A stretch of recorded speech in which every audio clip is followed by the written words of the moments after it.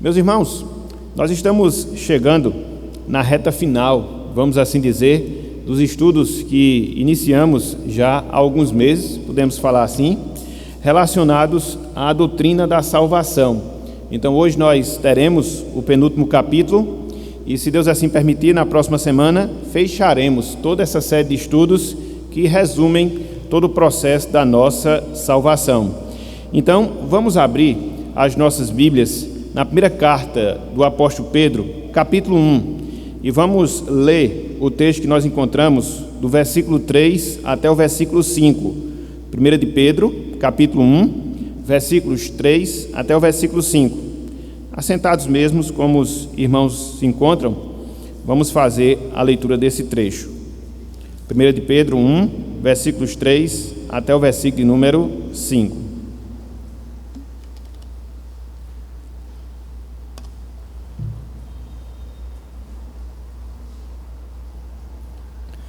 1 de Pedro 1, versos 3 até o versículo 5.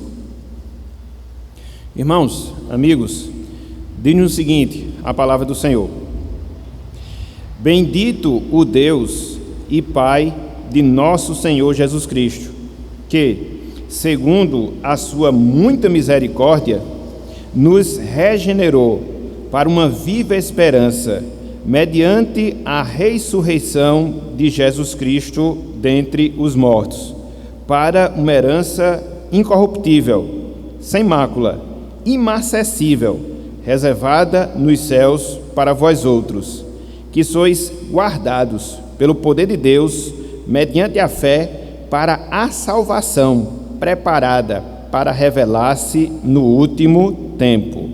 Até aqui, até o versículo 5, que o Senhor nos abençoe e que Ele aplique em nossos corações a sua santa e bendita palavra. Amém. Irmãos, amigos, o plano de salvação é um plano perfeito, ou podemos até dizer, o plano de salvação é o plano perfeito. Ele apresenta um começo, ele apresenta um meio e também o plano de salvação apresenta um fim. Ele se inicia na eternidade, conforme nós aprendemos da palavra de Deus, através da escolha que esse próprio Deus faz de todos quantos Ele salvará pela sua graça e pela sua misericórdia. Mas não só isso, esse plano perfeito da salvação, ele prossegue no tempo, quando ele é consumado através da morte sacrificial do nosso Senhor e Salvador Jesus Cristo na cruz do Calvário. E ainda, quando o Espírito Santo aplica essa salvação que Cristo adquire lá na cruz do Calvário, em nossos corações, nos corações dos eleitos e eleitos de Deus. Por fim, meus irmãos, meus amigos, esse plano ele será concluído na glorificação de cada um dos salvos, na glorificação de cada um dos crentes, dos salvos em Cristo Jesus. Foi por isso que nós falamos, o plano de salvação é o plano perfeito de Deus. Ele tem começo, ele tem meio e também ele tem fim. Contudo, a grande questão, o grande questionamento que se levanta é: como nós, meus irmãos, minhas irmãs, podemos ter convicção? Como nós, meus irmãos, minhas irmãs, podemos ter a certeza que isso vai acontecer? Ou seja, a nossa glorificação, a glorificação dos salvos. Como saber que todos quantos foram destinados e efetivamente chamados para a salvação, eles serão glorificados em Cristo Jesus? Como? Simples, por causa da perseverança na vida desses crentes ao longo da sua existência aqui neste mundo, ao longo da sua existência aqui na terra. Por isso, meus irmãos, meus amigos, o tema do nosso estudo na manhã de hoje, conforme nós anunciamos, é a perseverança dos verdadeiros crentes. A perseverança dos verdadeiros crentes. Esse tema, irmãos, amigos, é um assunto polêmico. Nós não podemos deixar de frisar esse fato nessa palavra introdutória. E por que esse tema da perseverança dos verdadeiros crentes é um tema polêmico, que traz discussão, que traz debates? Simples, isso acontece por pelo menos duas razões. Isso acontece por pelo menos dois fatos. Primeiro deles, desconhecimento. Segundo deles, distorção. Então são os dois fatores que tornam polêmico esse tema da perseverança dos verdadeiros crentes. Infelizmente, irmãos, amigos, há muitos, mas há muitos mesmos, que não entendem com profundidade, em detalhes, a soberania de Deus na salvação. Por isso desconhece esse aspecto da perseverança. Por outro lado, existem aqueles que querem fazer ligações indevidas com o fato de Deus ter nos escolhido, com a liberalidade que nós temos para viver uma vida de devassidão. Então, é um outro problema, então é uma outra dificuldade.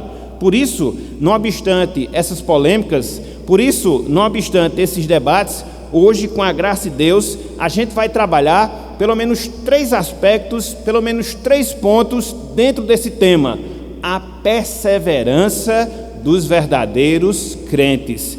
Tendo em mente isso que nós falamos na palavra introdutória.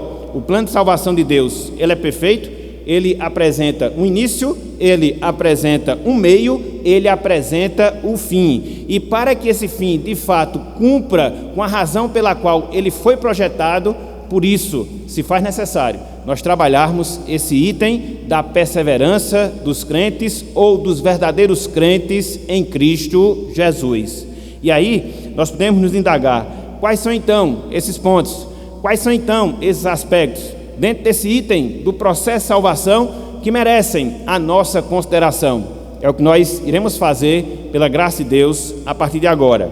Em primeiro lugar, meus irmãos, em primeiro lugar, meus amigos, eu queria que nós definíssemos, eu queria que nós trabalhássemos a definição da perseverança dos crentes.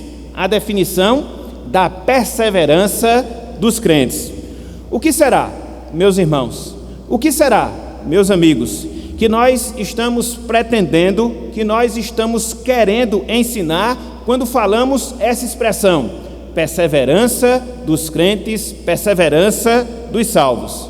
Em primeiro lugar, nós não estamos dizendo perseverança daqueles que frequentam a igreja. Não. Em segundo lugar, nós não estamos nos referindo à perseverança daqueles que fazem profissão pública da sua fé através do batismo. Não necessariamente. Nem ainda nós estamos nos referindo à perseverança daqueles que pertencem a um rol de uma determinada igreja. Não necessariamente. E muito menos nós estamos nos referindo à perseverança daqueles que abraçam uma doutrina mais conservadora, uma doutrina mais ortodoxa. Muito embora todas essas coisas elas sejam importantes: frequentar a igreja, participar do hall de membros, fazer pública profissão de fé e abraçar uma doutrina mais ortodoxa, mas nós não estamos nos referindo em relação à perseverança em relação a esse grupo de pessoas. Não necessariamente, mas sim a perseverança daqueles que possuem, daqueles que têm, pela graça de Deus, uma verdadeira fé, uma verdadeira confiança na pessoa e na obra do nosso Senhor e Salvador Jesus Cristo. Então, por crentes ou por verdadeiros crentes, nós devemos ter isso em mente. São aquelas pessoas que foram chamadas, nas quais Deus colocou a fé genuína nos seus corações, pela sua graça e pela sua misericórdia. Estas pessoas, sim, por essa mesma graça, perseverarão nos caminhos e na vontade do Senhor.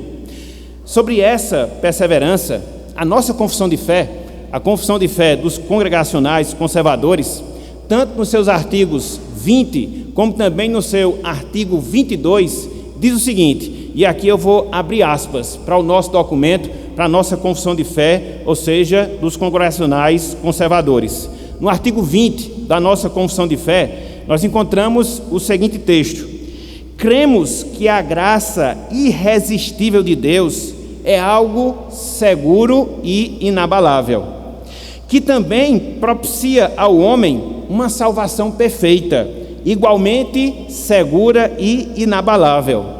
Assim, segue o texto, os santos, também conhecidos como eleitos de Deus, não podem perder-se, porque a sua salvação é assegurada pela imutável vontade de Deus. Artigo 20 da nossa confissão de fé. Mas não só isso. Lá no artigo 22, nós encontramos a seguinte redação: cremos que, sendo a salvação efetivada segundo a imutável vontade de Deus, o crente persevera firme nesta salvação e, seguro pela mão forte e protetora de Deus, mesmo que venha a transgredir os preceitos da palavra, é por ele soerguido, por Deus soerguido, e vai para o céu, porque esta é a vontade de Deus. Que declarações fantásticas, meus irmãos. Que declarações maravilhosas, meus amigos, nós temos na nossa confissão, nós temos no nosso documento de fé. E quando nós analisamos tanto o artigo 20, como também o artigo 22 da nossa confissão, pelo menos quatro pontos nós podemos aprender dentro desse tema que nós estamos considerando: a perseverança dos crentes, a perseverança dos verdadeiros crentes. Em primeiro lugar, essa perseverança diz respeito exclusivamente aos eleitos. O texto da nossa confissão, ele é claro, ele é tácito em mostrar esse aspecto. Perseverarão os eleitos de Deus e somente os eleitos. E aí nós enfatizamos aquilo que nós falamos agora há pouco. Não necessariamente as pessoas que abraçam a nossa doutrina, não necessariamente as pessoas que pertencem ao hall de membros de uma determinada igreja, não necessariamente as pessoas que fazem profissão de fé e batismo, não. A perseverança, ela é exclusiva daqueles que foram eleitos, daqueles que foram escolhidos por Deus. É o primeiro ponto. O segundo ponto que a gente extrai da nossa declaração de fé: a perseverança, irmãos e amigos, ela é garantida pela mão forte e protetora de Deus. A nossa perseverança na salvação, ela é garantida não pela nossa própria força, não pelo nosso próprio esforço, não pela nossa própria vontade, não, jamais, mas sim pela mão forte e protetora do nosso Deus. E mais, a nossa perseverança, ela não exclui a realidade de pecados que podem e de fato ocorrem na vida dos crentes. A gente sabe isso, a gente sabe disso. Nós somos santos no sentido posicional, mas conforme nós vimos nos estudos anteriores, nós estamos ainda desenvolvendo a nossa santificação, o que remete ao fato em que muitas vezes nós iremos pecar, nós estamos sujeitos à queda, contudo, a perseverança, ela não exclui essa realidade. E por fim, a perseverança dos crentes, ela é baseada na vontade de Deus, ela é lastreada, ela é alicerçada na vontade do nosso Deus, na vontade do nosso Senhor. Então, pelo menos 4 aspectos, pelo menos 4 pontos que nós aprendemos a partir da nossa confissão, tanto no seu artigo 20, como também no seu artigo 22, que tratam sobre a perseverança dos crentes. Diz respeito exclusivamente aos eleitos, ela é garantida pela mão forte e protetora de Deus, ela não exclui a possibilidade de pecados e ela é garantida pela vontade de Deus, pela vontade do nosso Senhor. Com esses conceitos em nossas mentes, meus irmãos, meus amigos, nós já podemos conceituar de uma forma mais precisa, de uma forma mais direta, o que de fato é a perseverança dos verdadeiros crentes. E assim nós podemos definir esse tema que nós estamos a considerar.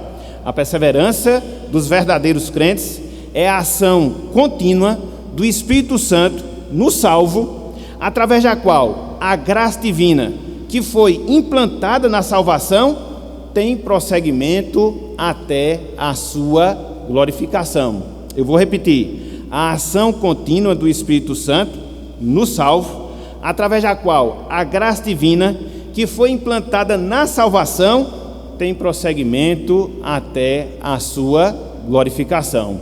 Então, percebam, meus irmãos, percebam, meus amigos, conforme nós estamos colocando desde a parte inicial da nossa meditação, do nosso estudo, é o plano perfeito de Deus. Ele elege, Cristo redime, o Espírito Santo aplica a salvação e nós temos essa certeza que nós iremos nos manter, que nós iremos perseverar até o dia da nossa glorificação final.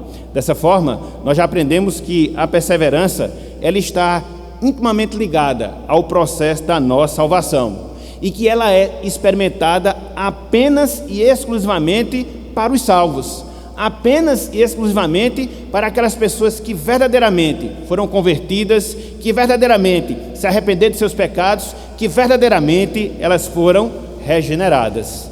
É importante a gente frisar esse aspecto, porque muitas vezes a gente confunde crentes professos apenas, muitas vezes a gente confundem pessoas que têm apenas um conhecimento intelectual da palavra com ser um verdadeiro crente, com ser um verdadeiro salvo. Não necessariamente. Então, em primeiro lugar, é isso que nós queríamos trazer em termos de definição sobre esse tema, a perseverança do verdadeiro crente.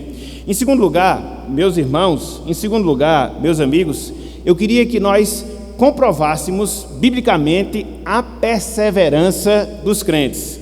Comprovação bíblica da perseverança dos crentes. Até agora nós trouxemos a declaração da nossa confissão de fé. Até agora nós trouxemos uma definição do que seja perseverança. Mas a grande questão que se levanta é: será que isso tem na Bíblia? Será que esse ensinamento é relatado pelas Escrituras Sagradas? Será que nós podemos encontrar uma comprovação de Deus no seu livro que os crentes de fato perseverarão até a sua glorificação? A resposta é sim, meus irmãos, meus amigos. E dentre vários textos que nós poderíamos mencionar, dentre várias passagens que nós poderíamos destacar, eu queria chamar a atenção para algumas, para que assim a gente possa enxergar esse ensinamento através da revelação das Escrituras. Em primeiro lugar, eu queria que nós considerássemos o texto do profeta Jeremias. Abram aí, por favor, Jeremias capítulo 32. Jeremias capítulo 32. Vamos ler dos versículos 39 até o versículo 40.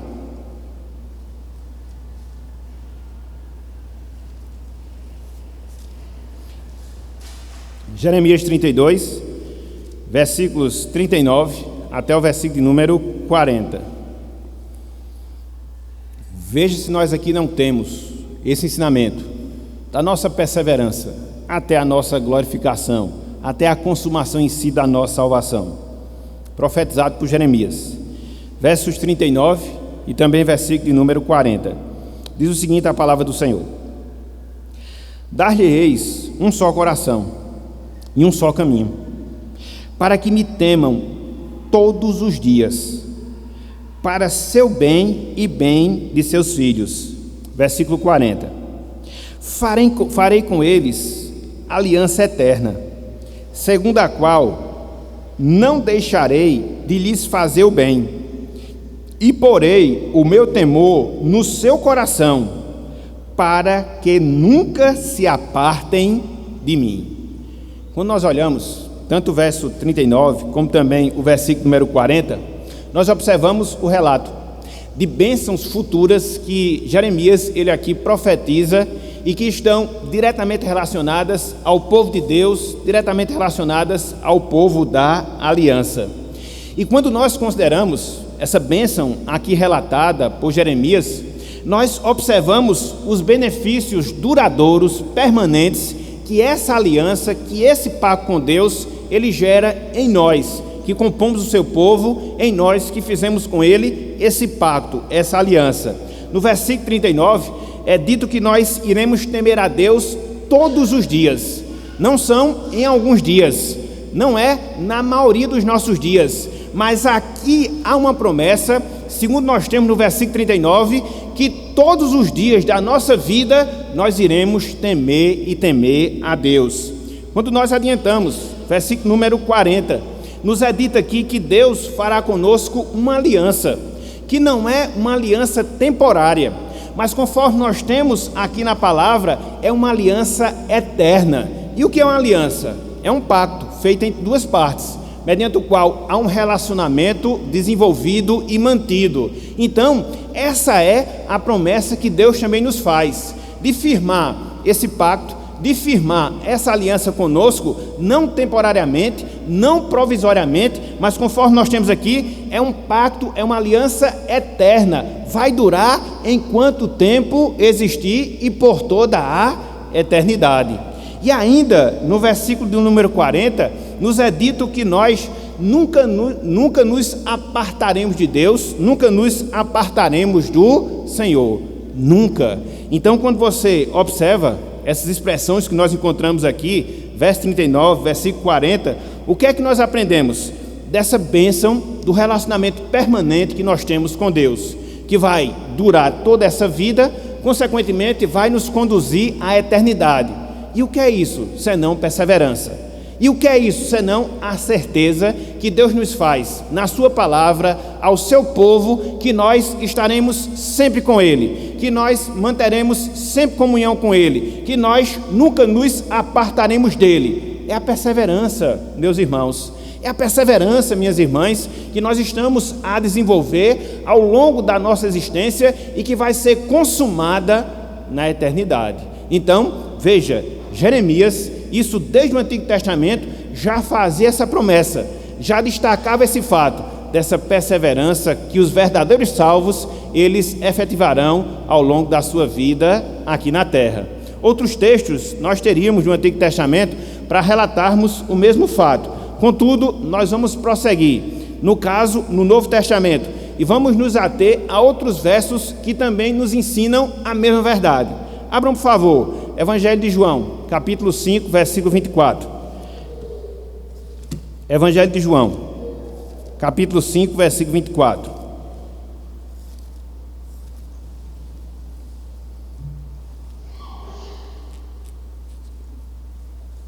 Palavra do Senhor Jesus Cristo.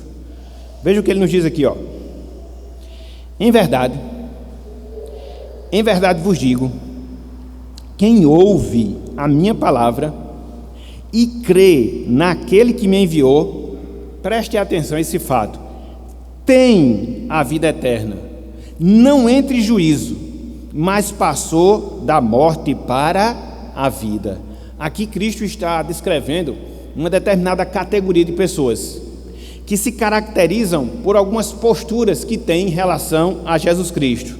A primeira postura, ouvem a palavra de Cristo.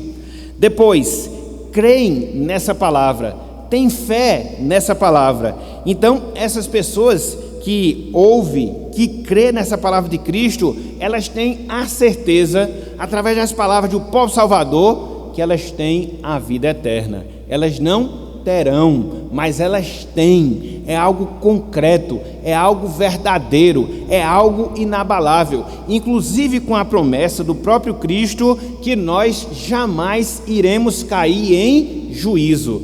Então, se Cristo nos dá essa segurança que nós não seremos julgados, por outro lado, se Cristo afirma que nós temos a vida eterna, qual é a conclusão a que nós chegamos? Simples, que nós iremos perseverar ao longo dessa vida, que nós iremos nos manter no caminho do Senhor ao longo da nossa existência, porque ouvimos, porque cremos, e Cristo nos dá essa certeza de vida eterna a cada um de nós. Perseverança dos crentes, dos verdadeiros crentes.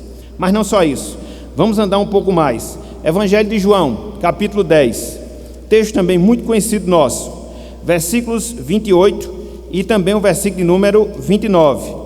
Evangelho de João, capítulo 10, versículos 28 e também o versículo de número 29. Diz-nos o seguinte, a palavra do Senhor: mais promessas de Cristo para nós, certeza a nossa perseverança, certeza a nossa salvação. Ele nos diz, versículo 28, eu lhes dou a vida eterna, jamais perecerão, e ninguém as arrebatará da minha mão. Aquilo que meu Pai me deu é maior do que tudo, e da mão do Pai ninguém pode arrebatar. Quer uma certeza mais concreta do que essa, irmãos e irmãs? Através dessas palavras, Cristo, Ele nos dá essa certeza, que Ele vai nos conceder a vida eterna, no sentido da sua consumação em si, porque de vida eterna nós já estamos a desfrutar, uma vez que nós conhecemos a verdade.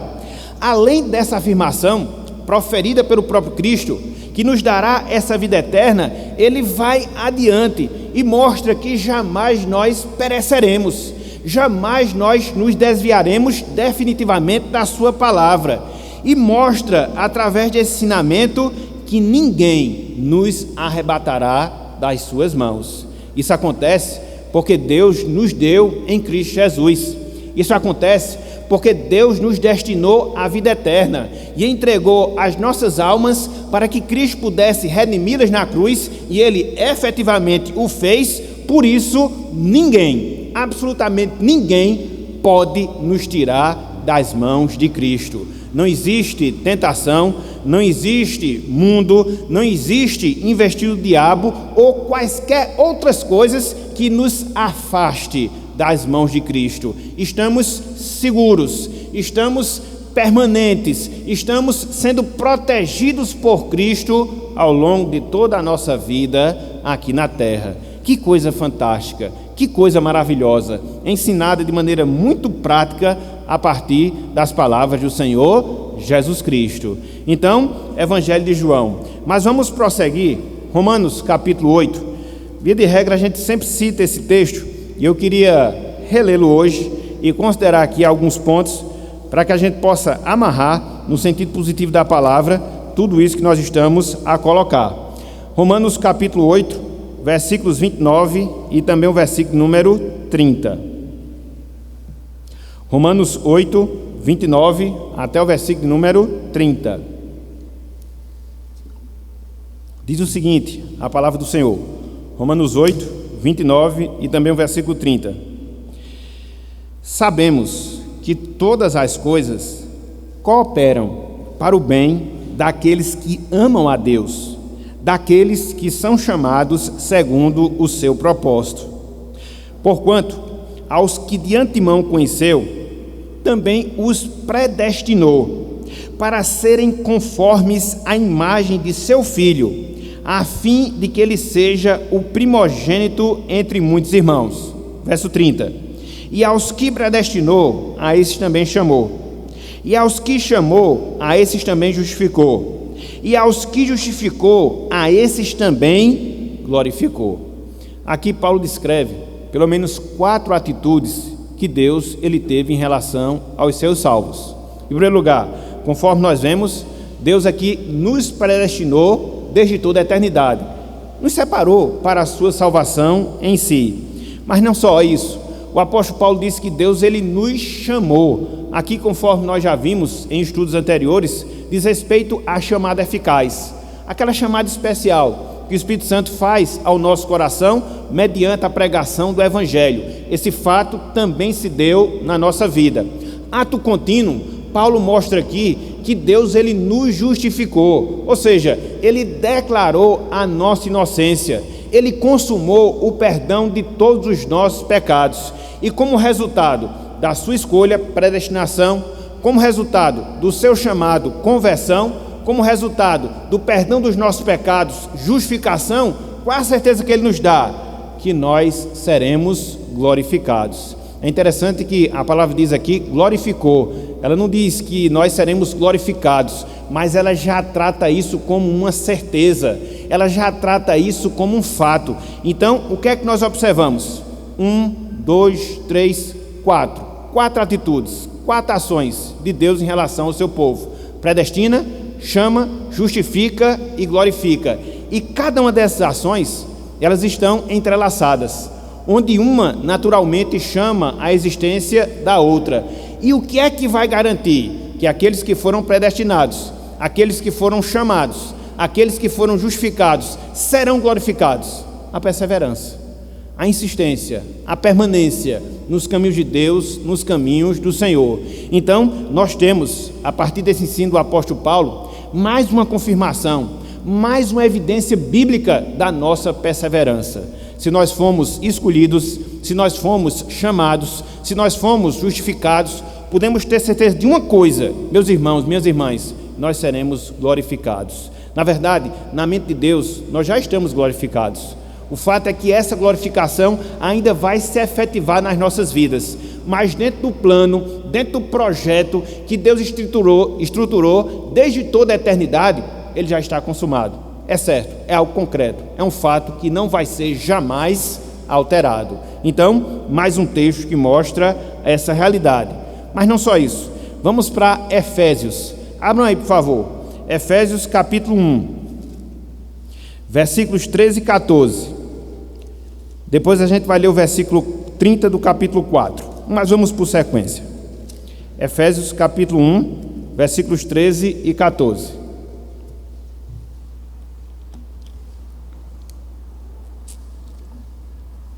Olhem só o que nos diz aqui a palavra. Efésios 1, 13 e 14. Em quem também vós, depois que ouvistes a palavra da verdade, o evangelho da vossa salvação, tendo nele também crido, fostes selados com o Santo Espírito da promessa. Verso 14. O qual, o Santo Espírito da promessa, é o penhor da nossa herança, até ao resgate da sua propriedade, em louvor da sua glória. Efésios capítulo 4, versículo 30. Mais uma vez a gente vai ver um dado aqui importante. Efésios capítulo 4, versículo 30. Diz o seguinte: e não entristeçais o Espírito de Deus, veja agora, no qual fostes selados para o dia da redenção. O que é que essas passagens elas têm em comum? Ela afirma a mesma verdade, que nós fomos selados. Por quem? Pelo Espírito Santo. Para quê? Para a nossa salvação, no sentido da sua consumação em si. É interessante nós observarmos que o apóstolo Paulo faz uso de uma figura que era bem comum, que era bem corriqueira no seu tempo, que é justamente a figura dos selos, que dentre várias coisas indicava propriedade. Então, quando você selava uma correspondência, você estava indicando que aquela correspondência lhe pertencia, era a sua propriedade. E Paulo pega essa figura, repito, comum no seu tempo, para mostrar que, no sentido espiritual, foi justamente isso que aconteceu quando, depois de termos ouvido a palavra, depois de termos crido no Evangelho, o Espírito Santo, ele nos selou a partir da sua habitação em nossas vidas. E esse selo do Espírito, que é a sua habitação, é a certeza, irmãos, é a certeza, minhas irmãs, que nós iremos perseverar até o fim, porque conforme nós observamos aqui no versículo 30 do capítulo 4 de Efésios, esse selo, ele teve como propósito a nossa salvação. Então, é o que nos identifica como povo de Deus, é o que nos identifica como propriedade de Deus aqui na terra, o selo do Espírito, a partir da sua habitação em nossas vidas. Então, uma vez que nós temos o Espírito Santo, uma vez que nós cremos na sua palavra, que nós aceitamos o Evangelho, podemos ter certeza que esse Espírito permanecerá ao longo de toda a nossa vida e ele é a garantia de que a salvação será consumada no nosso viver. Louvado seja o Senhor. Então, meus irmãos, tempo nos faltaria para que nós pudéssemos ver outros textos que confirmam essa mesma verdade. Só a título de citação, João, capítulo 6, versículos 37 até o versículo 40. 1 Coríntios, capítulo 1, versículos 8 até o versículo 9. Filipenses, capítulo 1, versículos 3 até o versículo 6. 2 Timóteo, capítulo 4, versículo 18. E outros textos nós poderíamos aqui estudar, considerar, e eles apontariam para a mesma verdade. Estamos seguros e perseveraremos no caminho do Senhor. Depois, quem porventura desejar, nós repassamos o material e você vai ver todos os versos que nós destacamos que confirmam esse ensinamento que nós estamos fazendo. Então, em primeiro lugar, o que foi que nós fizemos? Definimos perseverança dos verdadeiros salvos. Em segundo lugar, o que foi que nós acabamos de fazer? Nós vimos todas as referências, pelo menos algumas referências bíblicas que apoiam esse ensinamento. Mas não só isso, meus irmãos, não só isso, minhas irmãs. Em terceiro lugar, eu queria que nós considerássemos o fundamento da perseverança do verdadeiro crente. O fundamento da perseverança do verdadeiro crente. Então, quando nós falamos acerca desse ensino, quando nós destacamos essa doutrina, nós fazemos porque, além de ser confirmada, conforme nós vimos biblicamente, nós observamos que ela está relacionada a outros ensinos que também nós encontramos na palavra. Ensinos esses que formam o seu alicerce, ensinos esses que formam a sua base, de sorte que a gente não pode tirar, porque se nós tirarmos, nós iremos desfazer todo o ensinamento bíblico. E aí você pode perguntar, quais são os ensinamentos que baseiam, quais são os ensinamentos que fundamentam a perseverança do verdadeiro crente no caminho da salvação? Pelo menos três. Em primeiro lugar, a nossa perseverança, meus irmãos, a nossa perseverança, minhas irmãs, ela está baseada no exercício do poder de Deus em nossas vidas. A nossa perseverança, ela está baseada no exercício do poder de Deus em nossas vidas. Retorne mais uma vez à carta de Pedro, capítulo 1, versículo 5. A gente leu esse trecho logo no início, eu queria retornar para fazer esse destaque. 1 de Pedro 1, 5. Nós não perseveraremos por causa do nosso poder. Nós não perseveraremos por causa da nossa qualidade, ou porque haja alguma coisa intrínseca a nós que nos dê essa capacitação. Não, somente Deus, o seu poder que opera em nós. 1 de Pedro capítulo 1, versículo 5. Veja o que ele diz aqui, ó. Para nós que somos salvos, qual é a realidade? Que sois guardados pelo poder de Deus, mediante a fé, para a salvação preparada para revelar-se no último tempo. Veja que promessa consoladora. Deus, ele está nos guardando. Deus, ele está nos protegendo com o seu poder, visando o quê? A salvação. Que salvação? Que foi preparada e que vai se revelar no último tempo, ou seja, a sua consumação em si. Quando nós adentrarmos as mansões celestiais, quando nós nos encontrarmos com o nosso Salvador, quer seja pela morte, quer seja pelo seu retorno para buscar a sua igreja, o grande fato é que até lá, meus irmãos, até lá, minhas irmãs, Pedro aqui nos ensina que estaremos sendo guardados pelo poder do Deus Todo-Poderoso. Então, não nos faltará recursos, porque não é o poder de uma divindade qualquer, mas é o poder do Deus El Shaddai, do Deus onipotente, que pode tudo, que pode todas as coisas, e que está operando em nós e através de nós, nos guardando, nos preservando, nos dando as condições necessárias para que a gente possa perseverar até o dia que nós nos encontrarmos com o Senhor. Então, a gente não pode excluir esse fato, a gente não pode desconsiderar o poder de Deus. Se nós concebermos que Deus não é todo poderoso, se nós não concebermos que Ele é onipotente, o que vai sobrar da nossa visão acerca desse Deus? Nada, absolutamente nada. Mas se nós cremos que o poder daquele que é todo poderoso, que através da sua palavra trouxe à existência o mundo visível, o mundo invisível, esse mesmo poder, irmãos, esse mesmo poder, minhas irmãs, está nos sustentando e nos sustentará ao longo de toda a nossa caminhada aqui na terra. Então, quando nós dizemos que nós vamos perseverar, não é uma frase aleatória. Além da base escriturística que nós acabamos de fazer, existe essa verdade, esse fundamento do poder de Deus que atua e atua em nossas vidas. Mas somente o poder de Deus que serve de esteio, somente o poder de Deus que serve de base para nós crermos na perseverança da nossa salvação? Não. Nós contamos também, irmãos, nós contamos também, irmãs, com a intercessão eficaz de Jesus Cristo. Nós contamos também com a intercessão eficaz de Jesus Cristo. Abram aí, Hebreus capítulo 7, versículo 25. Você pode até negar que a gente não vai perseverar até o fim, só que você vai destruir a Bíblia. É uma opção que muitos têm, entendeu? Destruir entre aspas, né? Tentar. Hebreus capítulo 7, versículo 25. Olha só que coisa maravilhosa, meus irmãos. Olha só que coisa maravilhosa. Diz o seguinte a palavra, referindo-se a Cristo, o nosso sumo sacerdote. Por isso, também pode salvar totalmente os que por ele se chegam a Deus, vivendo sempre para interceder por eles. Veja que aqui o autor sagrado está mostrando Cristo como nosso sumo sacerdote. Na verdade, Cristo como sumo sacerdote por excelência. Diferentemente dos sacerdotes no Antigo Testamento, o que é que Cristo faz com o seu povo? O que é que Cristo faz com os seus remidos?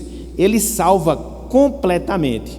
A palavra completamente que nós encontramos aqui, ela dá o sentido de eterno, ela dá o sentido de durar para sempre. Então Cristo salva hoje, salva amanhã, depois de amanhã e para sempre. Não há um só dia, não há um só instante, não há um só minuto, não há um só segundo em que Cristo não opere e não dê da sua salvação.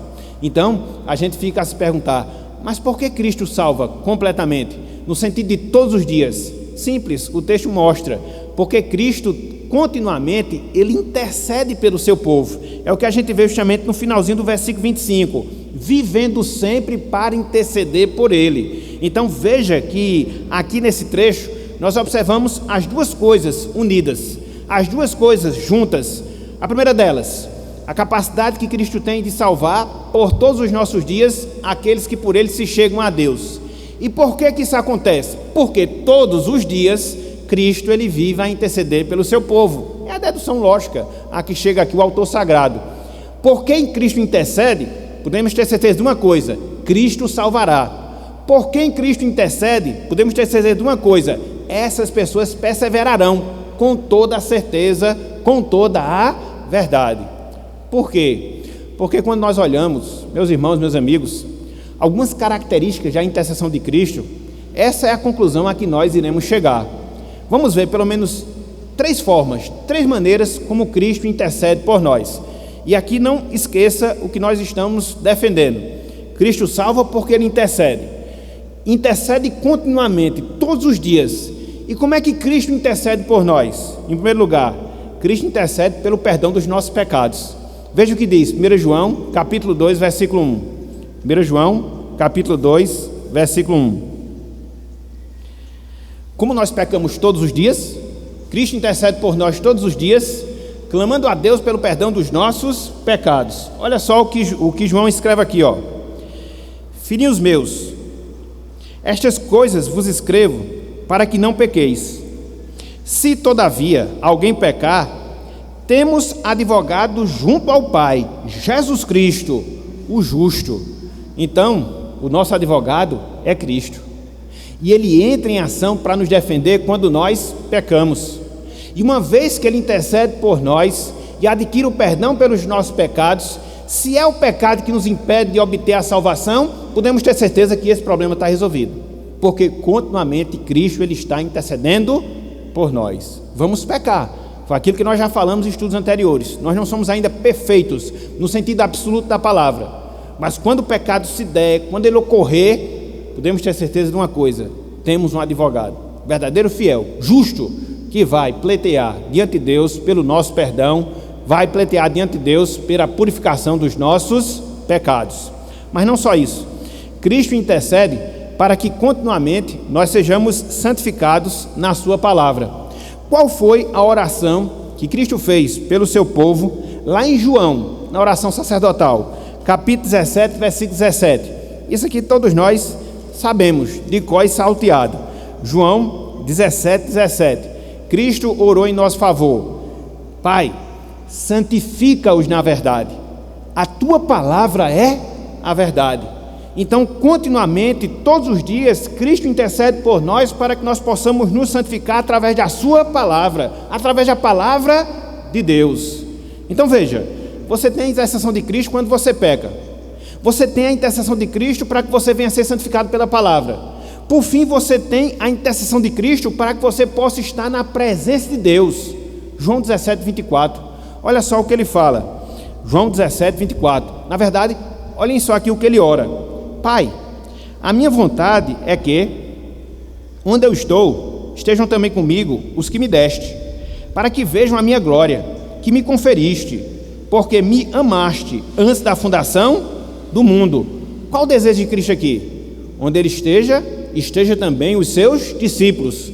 Onde ele estiver, esteja também aquelas pessoas que ele salvou. Será que Deus vai deixar de atender a algum pedido de Cristo? Não. Até porque Cristo, ao longo do seu ministério, ele disse que o Pai sempre o ouve, que o Pai sempre o escuta. Então podemos ter certeza que o Pai escutará também essa oração de Jesus. Se fomos salvos por Cristo, se ele derramou sobre nós o seu sangue, irmãos e irmãs, podemos ter certeza de uma coisa: estaremos com ele na eternidade, em sua presença, com os demais santos, para que assim eternamente desfrutemos da presença, da comunhão também de Deus em nossas vidas. Então veja, a intercessão de Cristo é eficaz. Ele é o nosso sumo sacerdote, ele é o nosso intercessor, ele nos salva completamente, totalmente, durante todos os dias, porque sempre ele está intercedendo por nós, pelo perdão dos nossos pecados, pela nossa santificação e para que possamos estar na presença de Deus. O que é isso? Perseverança. Perseverança. E nós iremos perseverar através da graça e da misericórdia. Então, qual é a primeira base? Onde nós firmamos esse ensino da perseverança dos santos. Qual é a primeira base? Poder de Deus que está agindo em nós. Qual é a segunda base? A intercessão eficaz de Cristo que continuamente intercede por nós. Mas não só isso, nós temos uma terceira base. Temos um terceiro alicerce, ou seja, o valor da redenção de Cristo. O valor da redenção de Cristo. Voltemos mais uma vez para Hebreus 9, versículo 12. Hebreus 9, versículo 12.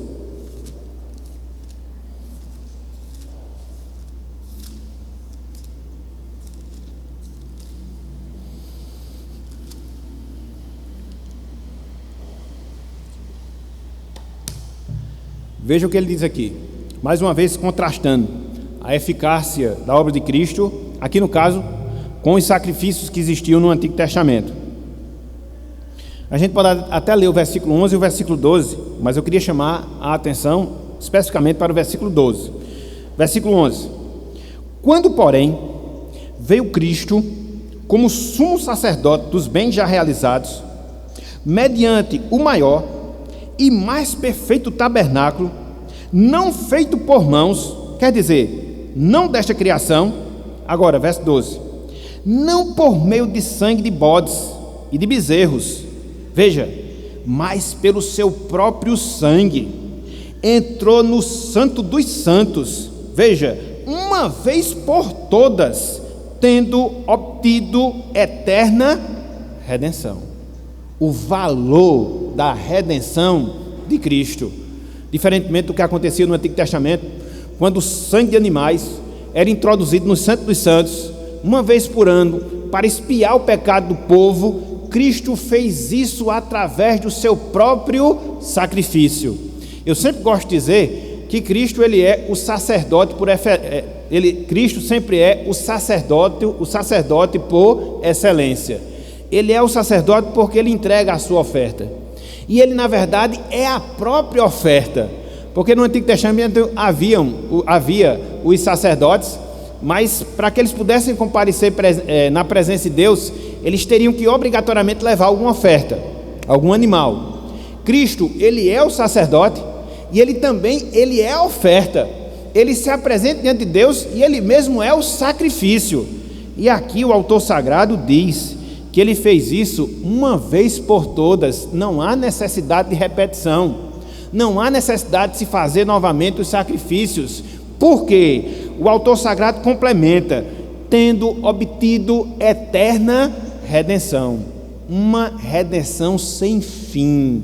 O valor da compra que Cristo fez pelos nossos pecados, o valor da compra que Cristo fez para nos colocar na presença de Deus é eterno. Logo, qual é a conclusão que nós chegamos? a nossa salvação é eterna. E nós iremos perseverar, porque nada, nem ninguém pode desvalorizar, desmerecer o valor puro, santo e imaculado da nossa salvação, baseado no sacrifício de Jesus Cristo. Então, vejam, meus irmãos, vejam, meus amigos, nós vemos na palavra de Deus todo ensinamento relacionado à nossa perseverança, porque é o poder de Deus que nos guarda para que ela possa acontecer, porque Cristo está intercedendo por nós, porque o valor de Cristo, o valor da sua obra é valioso e é eficaz para proporcionar a nossa salvação.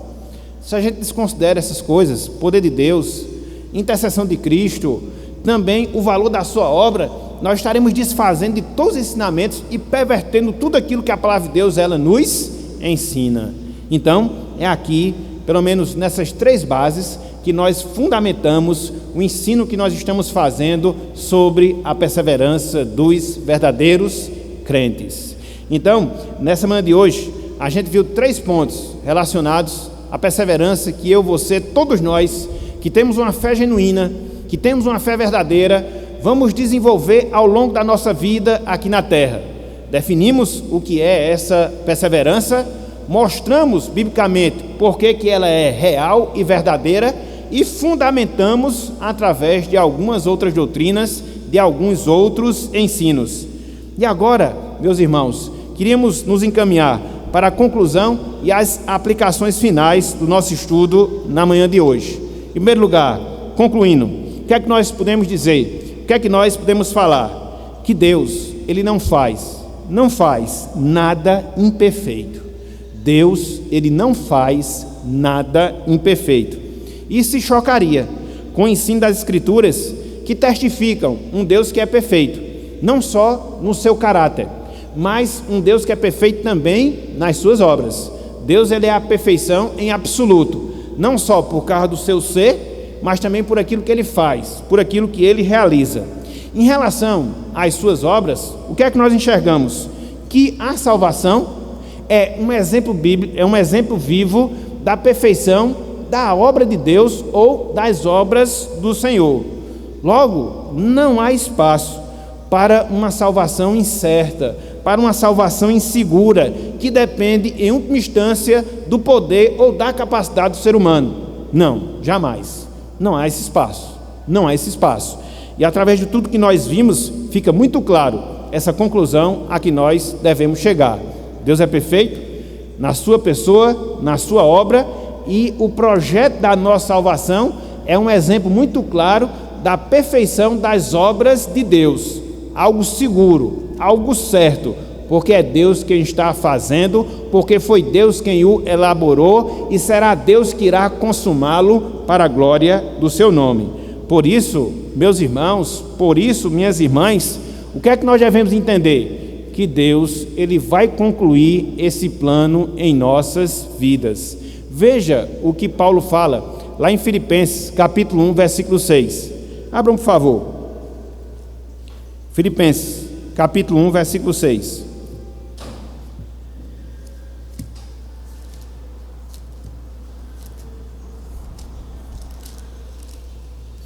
Olhem só aqui a certeza que o apóstolo Paulo tinha. Ele cria na eficácia e na perfeição dos planos de Deus. Por isso ele diz, veja, estou plenamente certo. Havia essa convicção no coração do apóstolo Paulo, de que aquele que começou boa obra em vós, há de completá-la até ao dia de Cristo Jesus. Essa boa obra já foi completada, ou ela já foi iniciada, melhor dizendo. Quando? Desde toda a eternidade, quando Ele nos separou para si. No tempo, Ele enviou Cristo para morrer em nosso lugar. No tempo, Ele aplicou essa salvação através da ação do Espírito Santo, quando nós ouvimos e cremos na palavra. E agora, o que é que nos espera? Que Ele vai completar. Se vai. Com toda certeza, Ele vai e vai completar. Não existe vontade humana, não existe influência mundana, não existe operação demoníaca que venha impedir a concretização desse fato. Louvado seja o Senhor por causa disso. Nada, meus irmãos, nada, minhas irmãs. Isso é algo que nós não devemos temer. Que a nossa carne é fraca, sabemos disso. Que o mundo se opõe a nós, com toda certeza. Que o diabo ele é o nosso contínuo adversário, o nosso contínuo inimigo, também com toda a convicção. Mas nenhuma dessas coisas, nenhum desses aspectos, nenhum desses fatores impedirá que Deus complete o seu plano salvador em nossas vidas, e cada dia que se passa é um dia a menos para que esse fato ele venha a ser concretizado na nossa vida. Essa é a compreensão, essa é a ideia que nós devemos ter. E diante disso, irmãos, e diante disso, minhas irmãs e amigos, quais são as lições que nós podemos aprender? Quais são as aplicações que nós podemos fazer para as nossas vidas? Encerrando o nosso estudo agora pela manhã. Em primeiro lugar, meus irmãos, minhas irmãs, desfrutemos de plena consolação. Desfrutemos de plena consolação. Quantas provas, quantas dificuldades, quantas perseguições, quantas tentações, quantas inquietações nós não passamos nessa vida? São várias, cada um com a sua ou com as suas. Contudo, nenhuma delas deve produzir algum tipo de incerteza, algum tipo de insegurança quanto à nossa salvação. Não, jamais. Por quê? Porque nós perseveraremos até o final da nossa jornada aqui na terra, para que depois dela nós possamos ser abençoados com a vida eterna, com a coroa da vida que Deus tem preparado para aquelas pessoas que o amam. Era essa a certeza que tinha o apóstolo Paulo. Veja o que ele diz em 2 Timóteo, capítulo 1, versículo 12. 2 Timóteo, capítulo 1, versículo 12. Só fazer menção aqui às suas palavras, não entrar no método da explicação do texto. Veja, 2 Timóteo, capítulo 1, versículo 12. Ele diz: e por isso estou sofrendo estas coisas. Todavia, não me envergonho, porque sei em quem tenho crido, e estou certo de que Ele é poderoso para guardar o meu depósito até aquele dia. Então, era essa a convicção que o apóstolo Paulo tinha. Era essa a consolação que inundava o seu coração. Ele estava certo, ele estava convicto que o seu tesouro estava guardado, a sua salvação era certa, e ele perseveraria até lá chegar. Louvado seja o Senhor. Em segundo lugar, meus irmãos, minhas irmãs, permaneçamos firmes no Senhor. Permaneçamos firmes no Senhor. A certeza que Deus nos preserva deve infundir, deve colocar em nossos corações um desejo mais ardente por Deus, um desejo mais ardente pelos meios que Deus nos disponibilizou para que a nossa fé ela venha a ser desenvolvida. Foi aquilo que nós vimos na semana passada. Deus nos concedeu os meios de graça, para que quando nós abraçamos esse meio, ou quando nós abraçamos esses meios, a fé, o amor, a perseverança venham se dar e se dar em nossas vidas. No fato de nós perseverarmos, não há espaço para nós sermos indolentes, para nós sermos preguiçosos em relação aos recursos espirituais que Deus nos disponibiliza. Não, jamais. Mas que a gente possa abraçá-los, desenvolvê-los, exercê-los até o dia que Deus consumar a sua salvação em nossas vidas. A perseverança, irmãos, a perseverança, irmãs, a compreensão dessa perseverança nos leva a agir, a trabalhar com a graça de Deus, para que a gente possa consumar de fato a nossa salvação. Veja o que o autor aos Hebreus fala. Abram aí, por favor, Hebreus capítulo 10, versículos 35 até o versículo de número 39. Hebreus 10, versículos 35 até o versículo de número 39. Guarda essa palavra no seu coração, principalmente naqueles dias difíceis que muitas vezes nós atravessamos, em que o pecado às vezes assola a nossa vida, quebranta o nosso vigor, mas veja o que a palavra de Deus nos diz aqui para alimento da nossa fé. Versículo 35: não abandoneis, portanto, a vossa confiança, ela tem grande galardão, Com efeito, tendes necessidade de perseverança, para que, havendo feito a vontade de Deus, alcanceis a promessa. Porque ainda dentro de pouco tempo, aquele que vem virá, e não tardará. Todavia, o meu justo viverá pela fé, e, se retroceder, não se compraz nele a minha alma. Verso 39. Nós, porém, não somos dos que retrocedem para a perdição. Somos, entretanto, da fé para a conservação da alma. Somos esse povo, meus irmãos. A gente não volta atrás. A gente segue firme, contando com a graça de Deus para a conservação da nossa alma. Agora, como nós vemos aqui, precisamos de quê? Perseverar, perseverar, perseverar. Então, permaneçamos firmes no Senhor, aconteça o que acontecer.